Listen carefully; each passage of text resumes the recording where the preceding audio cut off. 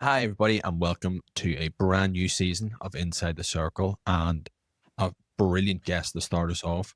You may know him from clubs such as King Edward V School, Reading Hockey Club, Loughborough University, and a brand new summer signing to the German squad, HTHC. He's international for England and GB in under 21 level, and brand new debut in the Pro League in Argentina and India this year for from some senior caps, international achievements such as the Sultan of Johor Cup finalist, 20 under 21 and junior Euro hockey champions, and of course those Pro League appearances in Argentina and India. He's just recently got his degree from Loughborough University in mathematics and economics, and he works with multiple clubs and camps on coaching the next generation of hockey players. Please welcome to the podcast our brand new GB and England athlete, Rory Penrose. How are you? Yeah, very good, thanks. Thanks for having me on. Yeah, happy to be here. Brilliant. And how's the downtime going before the trip off to Germany? It's been lovely. It really has. I've been home now for almost a month, which feels like a long time at this point. Probably starting to get a little bit tedious, and I'm excited for the next thing. But it's been really nice to sort of see my family, see my brother, see like some of my close schoolmates that I grew up with and stuff like that. So yeah, it's been really nice. Did I see you were out in France again, just enjoying that summer break? Yeah, exactly. So me and my kind of 10 of us, our uni group, we all went to a lovely villa near Bordeaux in sort of like the middle of nowhere, and it was just unbelievable for a week. The weather was unreal, and we had a really nice villa with a pool and all that sort of stuff. So it's good, really relaxing. Oh, happy days. There's nothing better than that. And leading up to that Germany move out there, how did that all come about? Was it all quite quick, or have you had this in the pipeline for a while? So yeah, I've said I've had it quite. It's sort of been on my mind since January this year, and it was all to do with respecting the sort of GB program and the essentially contracted players. So I've been from sort of October 2024 till March 2025. I was in what's called TC, or talent confirmation, which is essentially his trial for the senior squad to get a full-time contract and train at Bishop every week. And that basically going abroad was always if it doesn't work out, that's what I want to do. Because I was finishing uni this year anyway, and got no sort of,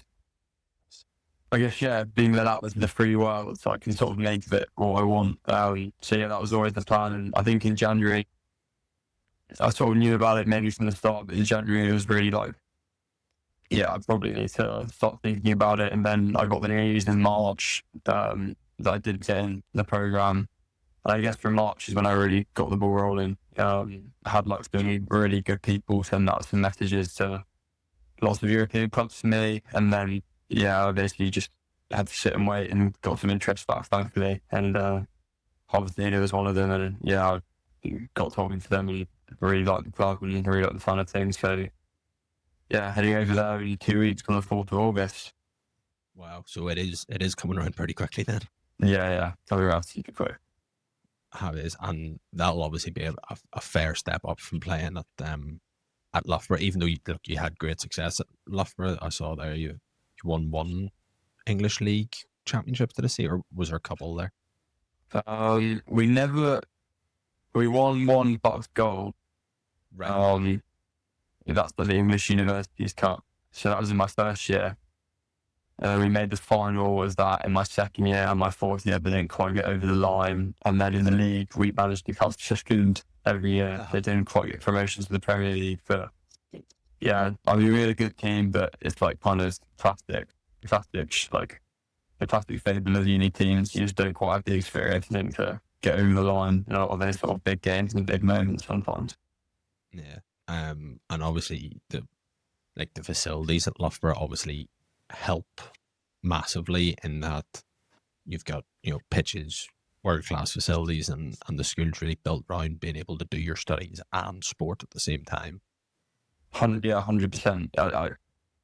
I stand by this. I don't think I'm ever going to experience or live at another place with facilities quite like it. And not just the hockey facilities, also like their gyms, they're just unbelievable. The physio support, you've got nutritionists, psychologists. It is like being a professional athlete. Wow. Yeah, unbelievable experience. So super lucky to have had that. Yeah. So what was your day in the life as such if you were on a non-school day for hockey? Was it up and treated as if this was like a GB camp, and you got up, you did all your bits and pieces, you trained, came back and did all that? Yeah, I would say so. I would say they try and recreate like a as professional environment as possible. So there's a lot of similarities between the way sessions were run, sort of intended this piece, even like down to the drills and the session, like a lot of similarity between a GB setting and a Loughborough setting. Okay. Like some days, so typically we have, one training section, and then also on 2 days a week, I think Monday and Friday, we have a gym section as well. But then it was always like extras and like extra, sort of like extra, whether it was extra hockey training, extra gym work, it was kind of always encouraged, and we had a great solid, great staff team with, some theatre specialists and stuff that were really going to, if you were proactive and went to them, they'd happily design you up. Like, I don't know, for example, for me, while I was there, one of my things was I was trying to get fitter in like my second year or my third year, and super best, like so good for that sort of thing. You can just go to the S&C coach and they ask them to draw you up something, and they will, while keeping into account like the sort of loads that you've got already from the normal training. Wow. So it's pretty sweet, really. Yeah, no, absolutely. And then obviously with the school being the way it is, it obviously, the coaches and the facilities all then work well then for then study then as well. 100%. Yeah. So I mean, again, we had a performance lifestyle director for 4 years, which is basically a guy through the academia side who's like, his job was to make sure student athletes like me were balancing their studies, balancing their hockey or their sport as well as possible. Okay. And the uni's super supportive. I never felt, I think for some people at university, they sort of struggle with that student athlete experience to Loughborough, I think, because there's just so many athletes from so many different sports. Yeah. I never felt like me wanting to pursue my hockey was compromised by the uni itself, or like them trying to make me, do lectures or have to, there's no, I mean, even to the point of like, they'd rearrange exams for you and stuff. Like, there was no sort of rigidity, which was, super nice, made it super easy. Yeah, and then obviously then with, international duty with that under 21s and then those couple of call-ups for then the senior squads, obviously there is an understanding there that, you can either do your studies when you're away, or is it, right, we'll pause for the 2 weeks you're away, and then when you come back, we'll just add another 2 weeks to the end of the year. Is that how it worked, or how did that go? It's a kind of, as you say, like, you can kind of play it how you want to. I've always been in the camp of, I'd let my lecturers know I'm not going to be there for 2 weeks, but I'm always going to be in the camp of, while I'm there, I'm going to try and get some work done. Because on those camps, obviously you're playing hockey, but there's a lot of free time around that, and it's almost like you do have the time to do the lectures. Obviously, because of the time zone differences, there might be, you're doing them at different times, but especially now with universities, they record all the lectures, it's all online. You only need like a Wi-Fi signal to sort of keep caught up, which is, again, I never found it that hard when I was away, basically. And that makes life then so much easier as a student and as a player. That can only be beneficial for both the school and then you. Yeah, 100%. Because I mean, I'm not coming back saying like, I've missed 2 weeks of lectures, and then they're also then not upset with me because I'm not behind and not performing and stuff. So definitely, mutually beneficial. Yeah, that does make it makes sense for the school and for you, and it's great that GB has a school like that you can, be so free with being able to play and study as well. But also, with those amazing facilities, you also need pretty good equipment to actually play the sport. So what are you actually playing hockey with at the minute? If I've got my stick here with me, is Johnny to Yeah, shoot? go for it. I've got so yeah, I'm using the Nike Laser Elite stick at the moment. Brilliant. Um, yeah, the Laser. I actually for the last season I was using the Shadow Elite. Okay. But at the end of this season I changed. Well, just recently actually, last 4 weeks, I changed to the Laser Elite. Not because I didn't like the Shadow Elite. I absolutely love them both. But I think because I play it in the back and with the modern game and big aerials, and also I flick. Yeah. Taking the bigger bow, I think just helped me a little bit. So yeah, that's what I'm using at the moment.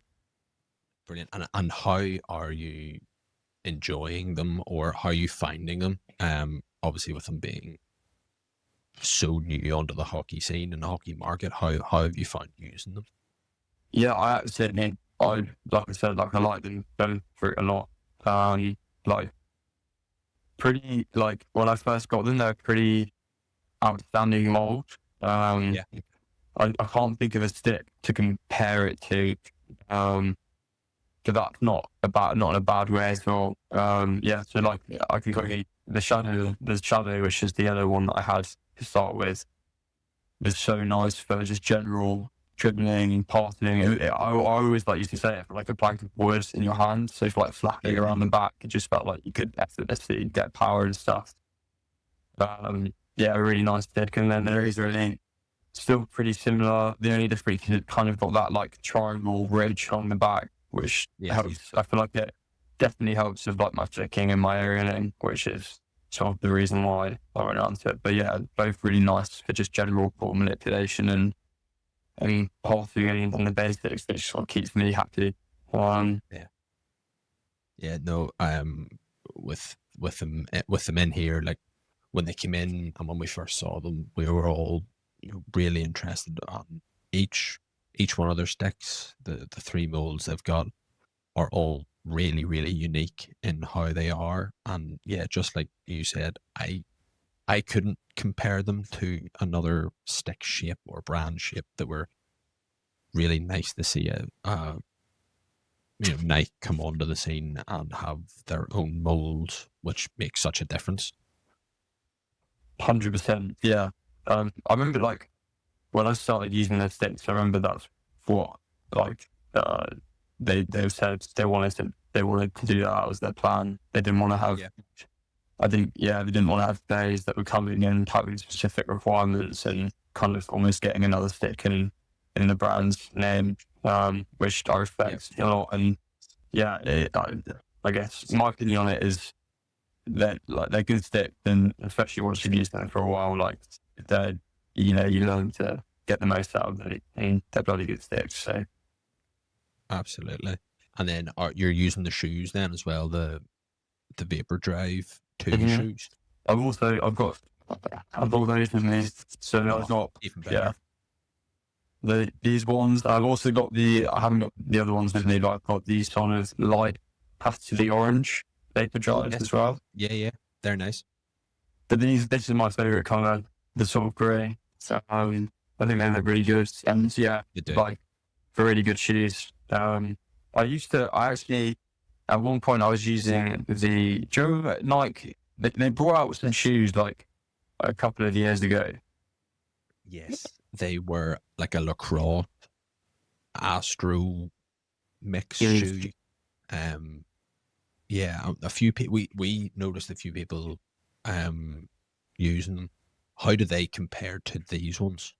I'd say these are so much better. So personally, I actually really didn't like the old ones, like 2 years ago. Okay. For whatever reason, maybe it's not for me. But yeah, these ones I absolutely love way more. I think my problem with the old ones, they just felt very restricting and not very comfortable on the foot. Yeah. Whereas these ones feel for me, like the things I want for a hockey shoe is comfort first, and then like they've also got a good level of protection. I don't feel exposed. Yeah. And then yeah, they tick both those boxes.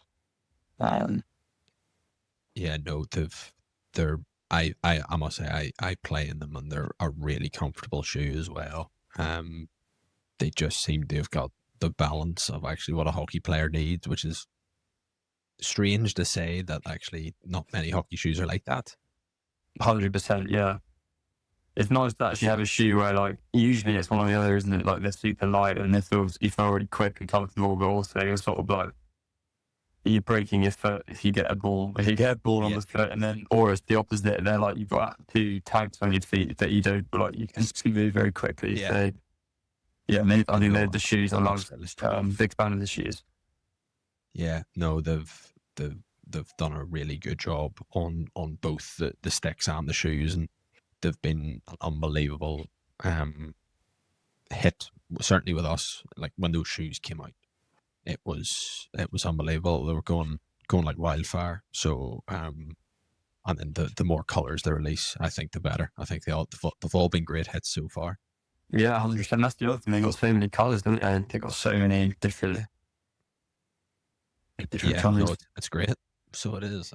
There's certainly very few people coming in going, are these the only colors you've got? So that's always a bonus. To say no, I've got each for the full set. Absolutely, yeah, the full range for you to choose from.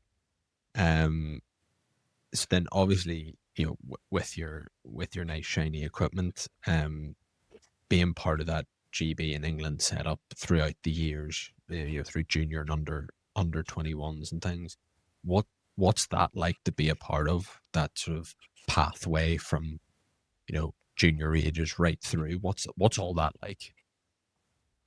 It's a good question. So my personal experience, which I wouldn't say it's the same for everyone, is I really enjoyed it the whole way through. I think I was lucky in terms of the teams I was in, the coaches I had at the right times for me. But my reflection on it is, yeah, I absolutely loved it. So I did England 16s, 18s, 21s, and then seniors recently. And yeah, like I guess every age group up you go, it feels like a big step up. I'd say actually the biggest step up was 18s to 21s. Really? That's a massive one. Yeah. So you know, I at least for me, I felt like I was sort of I don't know if I put it as an analogy, I feel like 21s to seniors was kind of like you just needed to add the cherry on top to like a base of things you already had. Whereas like when you get out of 18 and 21s, it's like I need to build this the rest of the ice cream sort of thing someday. That's a good analogy. To be fair, that makes sense. I think what I have always noticed with it is 18s is still juniors, while 21s is like it's men's hockey. Yeah, exactly. There is that element of naivety in the under 18s, but that under 21s is, oh, actually this is a different gear completely. Like you said, you have to really make sure everything's going in the right direction. And the intensity is a massive step up, and athletically as well. Like you say, like you've got to sort of transform yourself. And I'd say, like, yeah, for me, the difference between EDP and seniors intensity is pretty similar. It then just comes down to like having real quality, but still playing that intensity. Whereas 21s is like you develop the intensity and then to refine it and sort of get that cherry on top, so to speak. It's like, can you be really quality while playing that super high intensity as well? Yeah. And was obviously that the Sultan of Johor Cup happens every year. I think it's a fantastic cup. It brings a lot of that junior level teams through. What's it like? Did you play that before the Europeans, or what way around was it? Was it to get that? It was Europeans first, then Johor. Right. So we had the Europeans, then I want to say July, late July / August. Maybe it was like last week of July and first week of August. And then Joe Raw happens, if I'm not mistaken, around mid-October to end of October. Okay. Every year. Okay. And obviously Europeans is a big tournament with some big teams in it. How is that to go to? Is it treated as almost like your World Cup, sort of build up to everything? Yeah, for sure. I think so that like last year, for example, Euros is definitely seen as bigger as Joe Raw. Although Joe Raw was a great tournament and a great experience for so many different reasons, it's an invitational tournament. Yeah. Whereas Euros, you've got World Cup qualification on the line. At least in my age group, like bar maybe one or two teams, you've probably got 5 or 6 of the best 8 teams in the world anyway. Yeah. So the quality is so high. And then, yeah, like it's just, I'd say that was always like the biggest tournament. It's just cool. Yeah. And has there been in any of those tournaments, has there been a team that you've just enjoyed playing against? It's always been a good match, or it's been a close match, or you've played them so many times you've got to, you know who you're marking and who's marking you. Yeah, I'd say we had a couple of humdingers against Belgium. Unfortunately, like probably more often than not on the wrong side of the scoreline. Yeah. But I think we're always pretty evenly matched, and I think they've had a group of players that have like been in, they were in 21s for a good sort of 3 years, like with me. So you sort of play them every year and you recognise them, and yeah, it's quite nice. Nice teams to play against. They play really nice hockey as well. Great on the ball structure, and stuff like that. So yeah, it's an enjoyable game against Belgium always. And then what's the team that you absolutely hate playing against? I'll give the 2. I hate playing against Ireland. Yep. I think it's just because my view on it is, on paper, there's just something about England Ireland obviously that makes it a big fixture, and it's like kind of one of these things that on paper, if it was a club game or a school game, you'd expect the England team to trounce the Irish team. Absolutely. But somehow, I mean, for fair play to you guys, something about it, you turn up and then for one game of the tournament or one game of, you suddenly turn into like the Dutch or the Germans, and it always ends in a draw as well. Basically, it's like, always ends in a gritty, horrible, not a very nice match to watch, and just pure competition. Yeah, it's most people that are sent out with their Irish shirt on, don't care about most results as long as we don't lose to the English, and that's the mantra of most Irish hockey teams. Yeah, I can see that. I mean, and all like it's when you sit next to each other and you guys get the national anthem on for the Islands call. Sorry, as known, it's stop belting out, and you can see we'll get the super punch like, oh, here we go. Yeah, it's a big one, and then I think with it being Ireland's call opposed to anything else, I think it really does bring everyone together, and it's like, right, let's go out and see what we can do. 100%. So yeah, I'd say Ireland number one, and then also Spain. I don't like playing against Spain that much.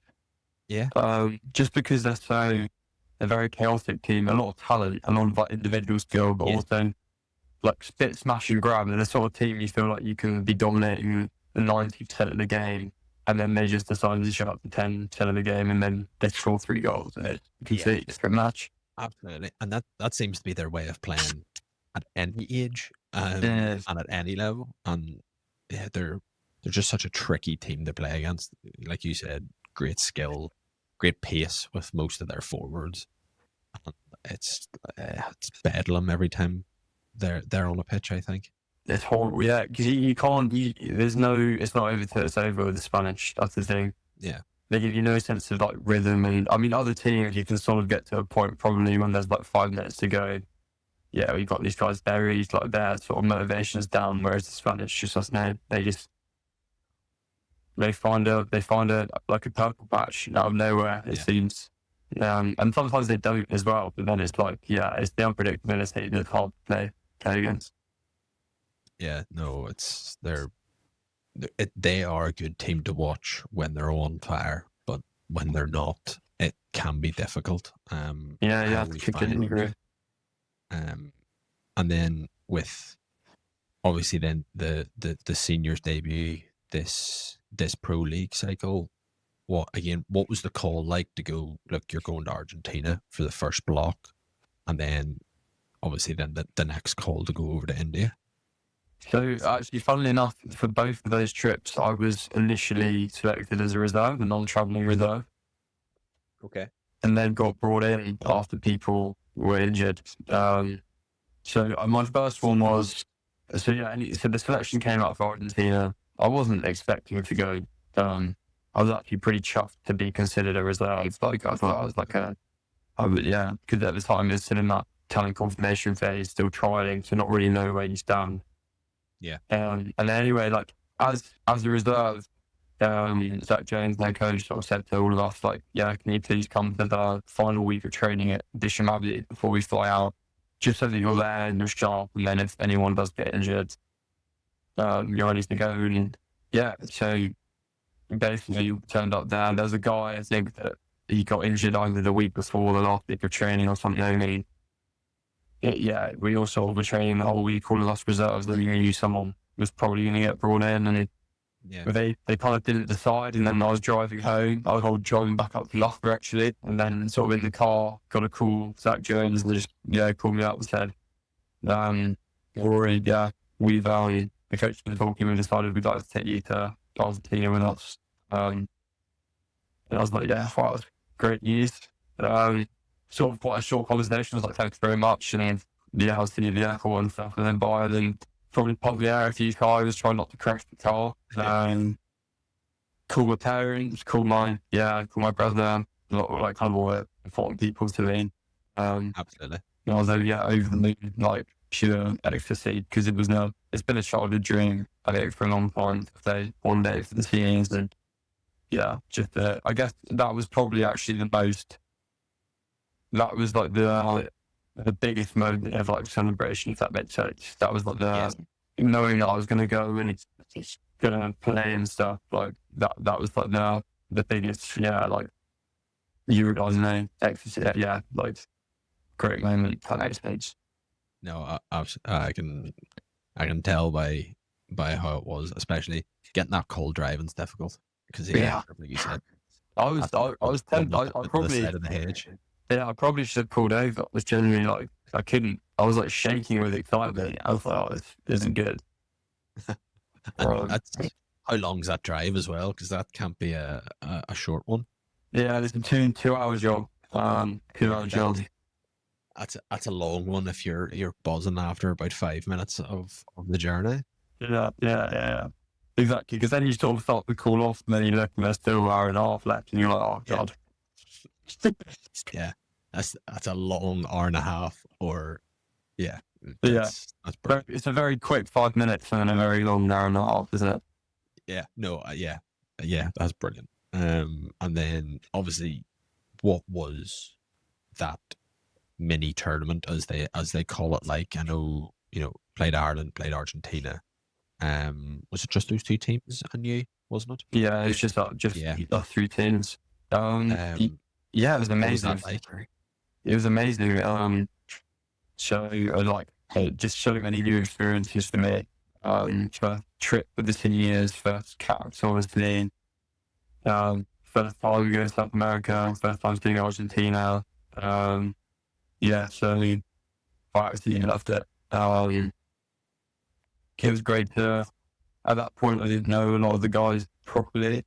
So it was great to sort of connect with a lot of the guys in that team that went out and get to know everyone, get to know the coaches better. I think I guess one of the nerves for me coming in was I probably was a bit of an outsider because I mean, most of them, I've been on loads of trips before. They're all sort of patting with each other, and I was just this new kind of uni kid, and I was sort of thinking, oh, like, here we go. Is there going to be like a bit of a pressure situation where you just sort of get the mate taken out of you for 2 weeks? And they wasn't at all. Everyone was super nice and welcoming me. Yeah, I just had the best time. I really enjoyed it. That's brilliant. And did you get out to see much of Argentina to start off with, and then when you were over in India, did you get out to see the area a bit when you were out there? Yeah, so a little bit. We went to, so we were staying in Santiago del Estero, which is like Yeah. it's like a town, I'm pretty sure, or it might be a city, but it's not like it's not like a hotspot for a tourist to go to. Okay. But yeah, we got out, walked around the city kind of near our hotel, and I went to some coffee shops, went to some nice restaurants and stuff, and the people there were already friendly. I think one of the days we went to, actually, on one of the rest days, our manager Gammo, he booked a paddle centre basically for the afternoon. And we all played paddle on this like really nice little paddle centre, and then they took us to a local football match when the Argentine Premier League or the equivalent. And that was unbelievable. That was actually my first football match I'd ever seen live as well. I've never got around to it before. And yeah, it was probably a good way to break that one in, because That's not a bad start, that. they just have these drummers like in the crowd. They're like, I mean, the noise, I've never heard anything like it. Like almost watching the crowd was more interesting than watching the football, because they would just go mental for 90 minutes. Yeah. That is cool. And then you did, not too bad at the Argentinian leg of it. Obviously, it was a tough first match, that draw with Ireland 3-3, and then winning in shootouts. But between that and then the India leg, did you notice a massive difference in the quality of teams you were playing, or just a different level of the teams? It's an interesting question. It's hard to compare, because I think actually looking at England first, like we had really different teams at both trips. Argentina, we were missing a couple of guys that were due to come back after Christmas. Mm-hmm.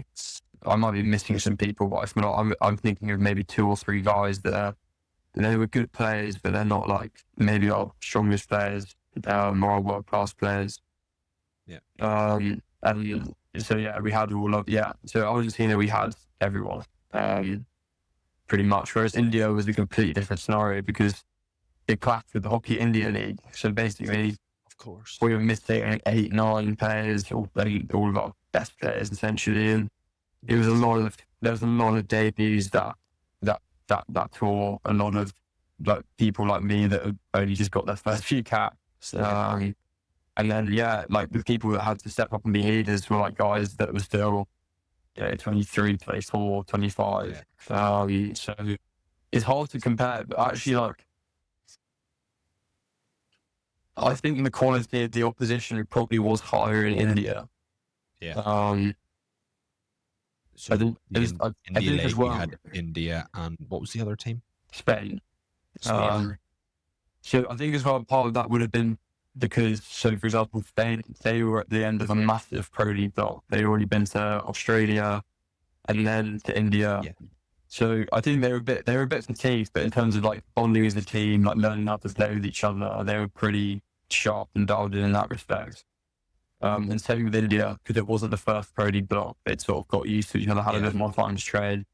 Argentina was weird because everyone's really fresh, and it's kind of like especially after the Olympics, teams change up a lot. Players come in, players come out.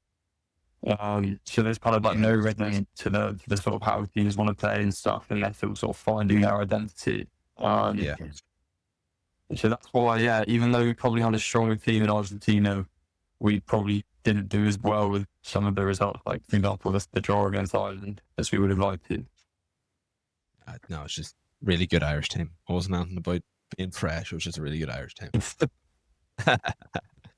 And again, that that call, was that a late call up again, or did you already know by a fair distance out for that India leg?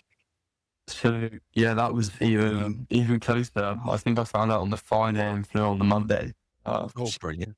With a guy again, he started as reserve. And he got to Friday night, and I just done nothing for training. I sort of looked at my phone. I seen a call from the manager, Gamo, Paul Gano. And it's like, oh, missed call from an hour ago, and I'm like, shit, like, Oh no. What's going on?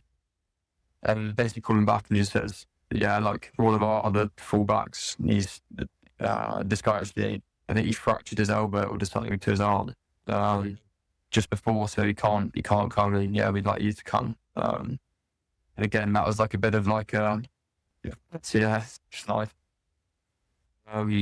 nice moment again.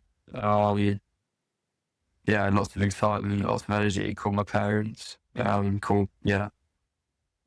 Sort of thing. Yeah, just didn't have the 2 hour drive back, so it was a wee bit better then, actually. Yeah, I could celebrate it and shake while I was walking back to my my uni comp rather than my uni house, rather than that's even better. try not to crash the car. And in that sort of England setup, has there been any players that have really surprised you, either in how they've worked really hard or the level of skill that they have that actually you didn't think were like that? Yeah, I'd say there's like a number of people. I could probably go through everyone that's kind of in the program at the moment in some way. Like I could tell you how they're a really elite level, if not kind of world class. But I would say, yeah. Then at GB at the moment, we kind of got pushing like 11, 12, 13 and 14 like world class players in their positions. They might not be the best in their position, but they're definitely, we've got like 11, 12, 13 guys that would be top 2 or 3 guys in that position. So there's a lot of ability. I think it was I probably had the perception that I've known coming from under 21s being quite a dominant player, especially my last year, that I kind of went into the trials, and when I started training and then playing with them, I sort of thought, I'll be able to give these guys a real run for their money, and surely they can't be that good. And it's one of those, you just get there and they are that good. Like, so yeah, I guess obviously there's probably a couple of obvious ones, like Zach Wallace, obviously extremely talented. Just seems to have so much time on the ball, and just seems to like you can't take the ball off him or actually put him under any pressure if not defending him. And then I'd say Jacob Draper, Jack Warner, if I were for Sam Ward, goal scoring, Joe Norbury, Conor Williams. Yes. As one of the younger guys, he's like stepping through. He's captain a few games in the last few Pro League blocks, and he's just been again just so talented. And people already saying the level that he's playing at, but he's some of the stuff on the training ground that you see, you're like, wow. Like I say, I could go for everyone and just say that they're amazing because they are. But there it is. And I would say, from an outside point of view, looking at that squad that you guys have developed, I would say it must be one of the better England GB collectives in a very long time, in terms of just the level of skill and actually the passion that they want to put into it as well. 100%, yeah. It's been, I know it's been frustrating for the group because they haven't quite performed, especially at Paris, like how they wanted to, but there's definitely a buzz. And I think that, if, for example, the last Euros, obviously you've got Euros coming up, but the last Euros made the final, and then Pro League, I think consistently they could come second, third, like really compete for the top spots. So I think it's the best it's been in a long time, and I think the group, their ambitions are high, but I think deservedly they've got the ability in the players to push for those goals. Yeah, and I think so with with your situation within the England setup, GB setup, is there then another opportunity that in the next block once I go back after halfway through the season with your new club that you can get back on that ladder? Yeah, absolutely. So, yeah, I just got some sack. And it's, yeah, like when I'm back through the first half of the season and when I'm around, like the way that it's been explained to me is that they're happy to have me come train. They want me to come train and be involved. So yeah, from that side of things, and definitely like once the season's done as well, that's still 100% my goal is to come back in and fight for a place and hope to get a place sort of in the next year or two. Yeah. And just keep working away at it. Yeah, that move over to Germany, it's only going to this what sometimes I don't think people get about why you moving over there to do that. But it'll only benefit you more. You're going to be playing with some fantastic players, international players again, some different levels of teams that you haven't played against before. So it's only going to do you well for them when you do come back and go to those sort of training pockets with those guys. Yeah, 100%. And also just, I think their view on hockey in Europe is a little bit different. Yeah. And I don't think it's particularly better or worse, but I just think exposing myself to that and learning that's just going to expand my sort of worldview of hockey, and hopefully that will help. But yeah, there's tons of opportunities. But another thing I think that's so great about the German league is how competitive it is throughout. They've got obviously some really class teams near the top, but Yeah. even the lower league teams are still competing with top of the table teams on a week by week basis. Which I think is something that we haven't seen anymore in the English league for a little while. Which is, yeah, so that I think that would be good for me as a young player to have every game's a big game week on week. Yeah. Yeah. There's no gimmies in that league. There's no gimmies to that league for sure, yeah. And when are you gonna have yourself a nice little house over there, share with a few other overseas players close to the club or in the town beside the club? Also, I'm actually living at the club. Brilliant. So I'm living with, a Scottish guy and a South African guy. And yeah, like they've both been at the club for a couple of years now. I haven't met them before. They seem like nice guys, and part of the experience, right? Go over and you make new friends and meet new people. Yeah. That'll be good. And then do they treat it similar to what you would have been at the likes of Loughborough, where you're going to have 2-3 training sessions in a week? You're going to be told, right, also you need to do 2 more gym sessions. Has that been sort of laid out for you as well? Yeah, so they've got a really good trainer over there that's giving us some like off-season physical work to do. And then obviously at the club, they've got a really good setup. They've got a gym. Yeah. They've got, obviously great pitches, gym, like sauna recovery facilities, physio rooms. Like, yeah, it's pretty well run. So I haven't actually had any pre-season comms on what that sort of physical stuff will be like, but I'll know.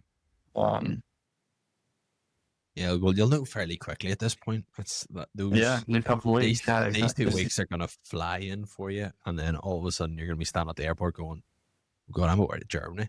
Yeah, exactly. That's definitely dawning on me. It's not in a bad way, but I think when I sort of first started considering it in March, it was like only the best thing ever and super exciting, and now it's actually getting close. I'm like, I'm coming to realise that it is a big life change, right? Hopefully a really good one. But also, then like it's a big thing, man. Yeah, it is, and like it'll from people that I've known, they've gone and done it. Even if it was only for a season, it's still they've come back with so much more knowledge of the game because it'll be a different way to play. It'll be a different way from the English way of playing to a different way the Germans will set up. So you'll come back with far more knowledge of the sport, which is all you can really ever want. Yeah, exactly. And then with that sort of knowledge of the sport, has there been any, throughout any club that you've played for, been any of the coaches that have really stood out in particular that, without them that you might not have pushed forward, or, they helped you unlock, throwing an aerial the length of the pitch, opposed to maybe if you didn't have them, you might not have? I'd say, so from I've been really lucky to have a lot of great coaches. Yeah. I can't. It's probably that there's probably no single coach that I wish there was a coach that I could do a season more than I'd have Gerald in. But Yeah. I'm not sure those. Well, I'm not sure if those really exist. I think for me, the great coaches is more about that sort of the habits and behaviours they install in you and sort of principles. So for that, yeah, I've got a couple. Obviously, just been enough for 4 years. So Drew Gowdy. Yeah, a lot of good things to say about him. Just from how he's sort of developed my mindset and my sort of outlook on the game and how it should be played. And I think I think he's thought about hockey a lot. Very smart hockey brain, and always the other thing I really like about Jerome is he's always happy to chat and talk with players, which is so important. I actually think for players trying to develop, actually being able to have conversations with the coaches and them being willing to sit down with you and explain things, and also like kind of let you challenge them on why is it like this, why is it like that. That's a really good asset. And then I'd say the other one is John Bleedy, the EP, Bleeds. And the England table and stuff, again, much the same sort of reasons. I think I remember when I joined, he's quite like probably quite like a tough love coach, if that makes sense. Yeah, I think I sort of turned up as sort of like a lanky 18-year-old, and he you got this guy shouting at you, you can feel a bit harsh, but by the end of it, especially my final year, like I think when you've worked with him for a little bit of time and you kind of earn some mutual respect for one another. He was just so good, very strong in belief, especially like at my last Euros and my last Joe Hall. Like, I think that's a great coach has ever way of making their players believe in themselves, and he nailed that for me. So, I'd go with those two. Yeah, no, it's amazing. Some people, like you said, pick up on a coach with them helping to increase skill or this, but yeah, that coach has the ability to have a proper chat with you, or really work on awareness of hockey. I think sometimes not seen as much, because sometimes people don't realize actually, they're doing a lot of chatting about formations and the knowledge of hockey, but actually that helps just as much as anything else. 100%, yeah, definitely agree with that.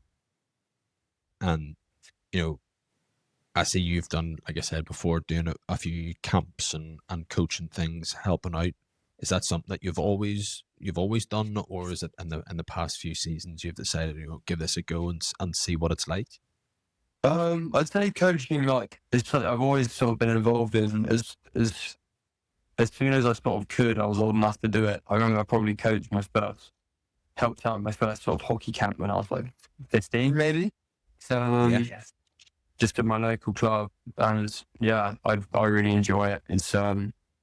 It's nice passing on what you've learned to the younger generation, and even though sometimes you might not feel like everyone's receptive of it, that's part of it. And even if there's one kid that sort of buys in and wants to learn that, like that, it's really really fulfilling, I think. Really fulfilling thing. And I'm doing coaching. I've just done my level 2.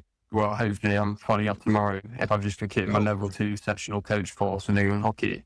Sort of hope to take that further in the future and coach a bit more seriously. And help younger players develop and inspire, and I think it's super important.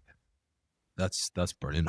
Hopefully we'll be crossing our fingers here that's all good news.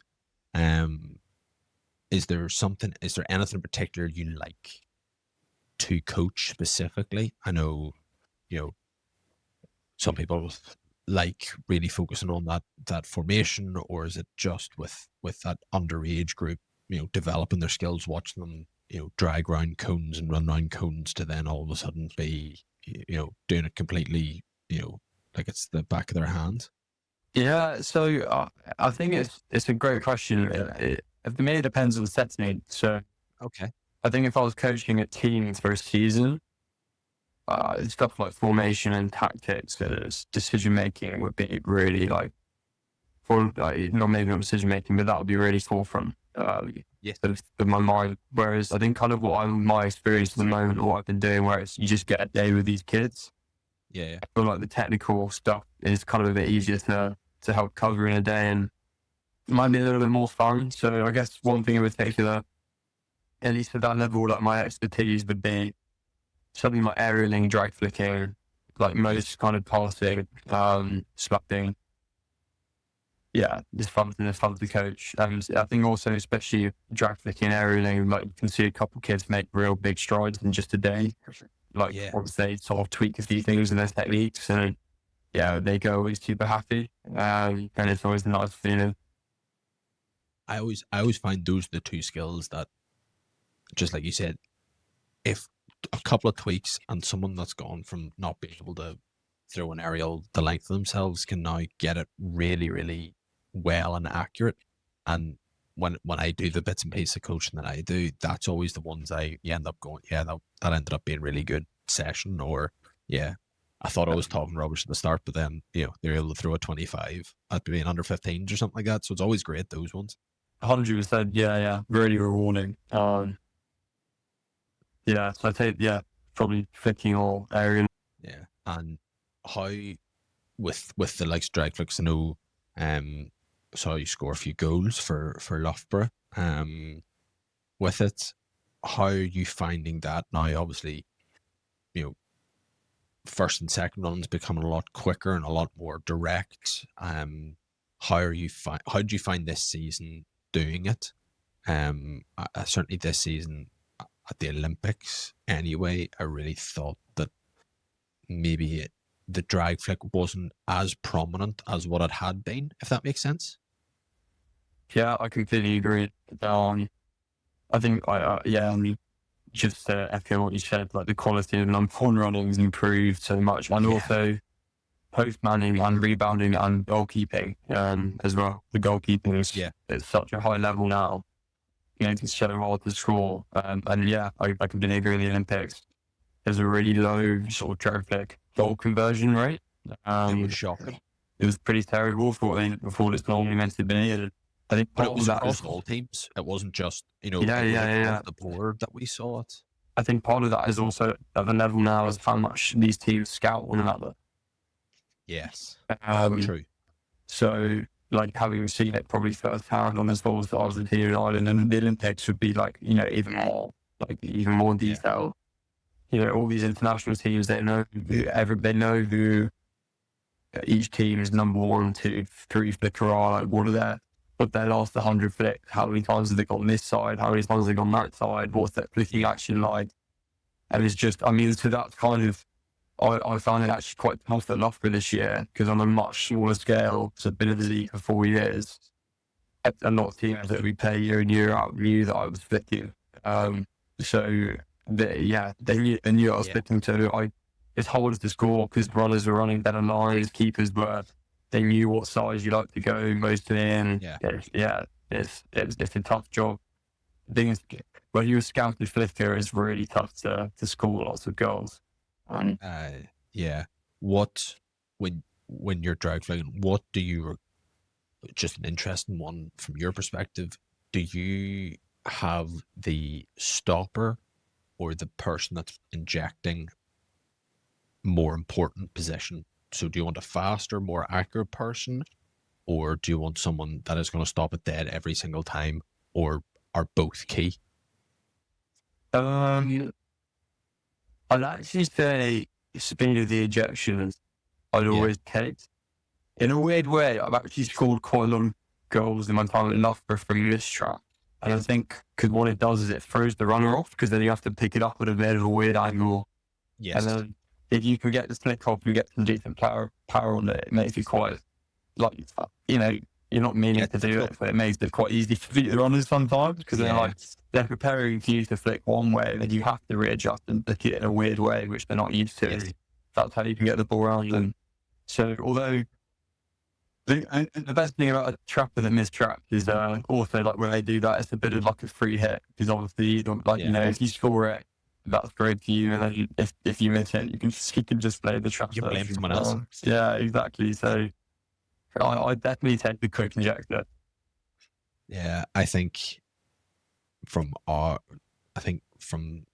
watching certainly the Olympics, because the coverage of it was so great, you could see that it was the injector. In my view, it was the injector not getting it out quick enough. Now, that being it, for the pitches being so new, or they weren't still quite used to them, but it definitely, with the first runners were getting there almost as the ball was getting there, and I think the quicker the injection, and you said you've got more time, even a second and a half, it's amazing how much more time that feels that you've got. Definitely. Yeah. Every half a second is the car, you know, it's the yard, isn't it? Or maybe which can make all the difference basically in terms of angles, closing down. Yeah. No, I really do appreciate all the time that you've given us and things like that. So I've a few more questions, questions that everyone's going to get asked this season, so I can fully see who's going to make the cut and who's not going to make the cut for the episodes being aired. Is there been a rule change in the past few seasons that you've thought has been for the better or for the worse? I do, yeah. I think the new aerial rule in the Pro League is much better.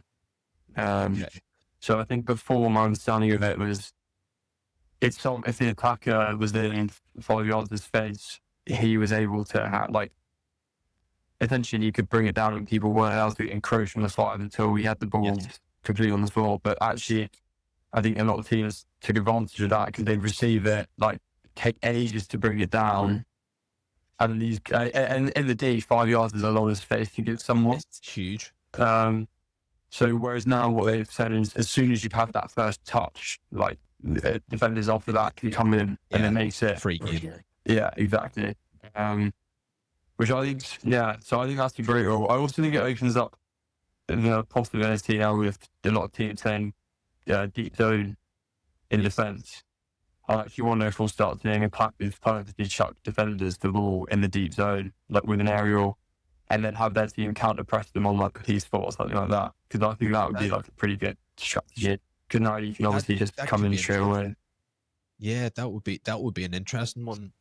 It would be interesting to see if anyone does it, because everyone will kick off about it in the first one, and once maybe people realize actually it does work, then everyone will do it, and it'll be interesting to see. I mean that's mine. That would be my piece of advice. If I was a coach, that would be what I would be doing. My little sort of play on the rules, as it were. Yeah.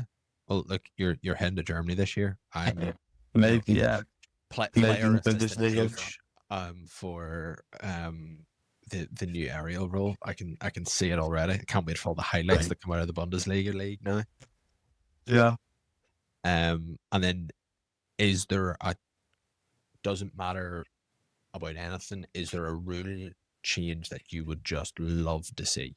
Is there something that you would just go, you know what, that would make the game better, or personally and selfishly, it would make my life easier as well? So rule change I'd love to see. If there's not, then there definitely is. I've definitely complained about the rules of hockey for many a time. I'm trying to think. It's choice overload, probably. Yeah, that's very true. I'd say, yeah.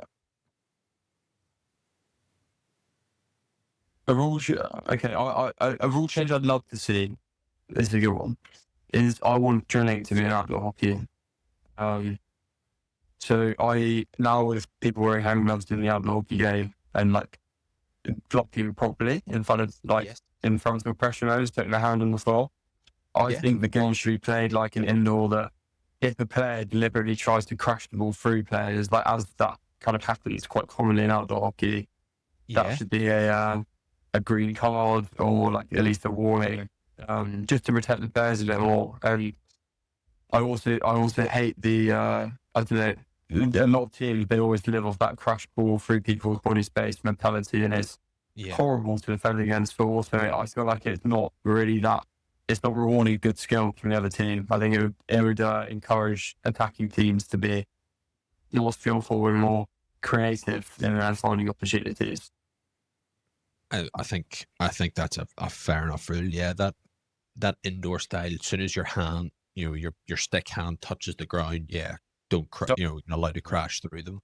What I'd say for nuance is, if you're moving with your hand on the floor, it doesn't count. But I mean, it's just the case where if someone's properly waiting and you still decide to like kick all through them. I think all through them. I hate that. It's one of my pet peeves. Like, it's just nasty. It's just nasty. Yeah, it's the only way you're getting through it is if they're trying to take your hand off, or try and hit the gap between the top of your stick and the sides of your legs, which is never going to happen. It's always going to be, a crunched hand. So yeah, no, I think that's a respectable rule change. All of these will be going in a book, and we'll be sending them to the FIH at the end of this season. So your name will be beside it. Yes, I'm glad. Not hard. So if they have any complaints about that, we'll send them your direction. Perfect. Thank you.